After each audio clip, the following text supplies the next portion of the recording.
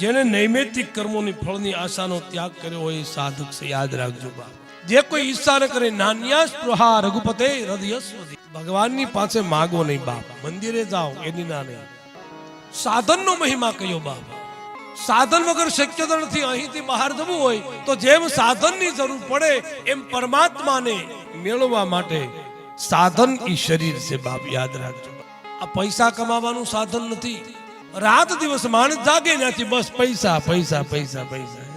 આ પૈસાની જરૂર છે, પણ મુખ્યત્વે સંપત્તિ નથી બાપ. મુખ્ય છે ધર્મ. ધર્મ પછી અર્થ, કામ અને મોક્ષ. પેલો ધર્મ, છેલ્લો મોક્ષ બાપા. ધર્મ પેલો અને પછી તમે સંપત્તિ કમાવા જાઓ. અને ધર્મને એક બાજુ મૂકી અને કદાચ તમે અઢળક સંપત્તિ કમાશો તો એ સંપત્તિ ઘરમાં આવ્યા પછી તમને નીંદર નહીં આવે બાપા.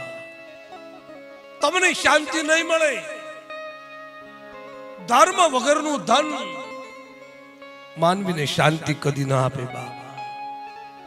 ધર્મથી કમાયેલું મને તમને સુખ આપે.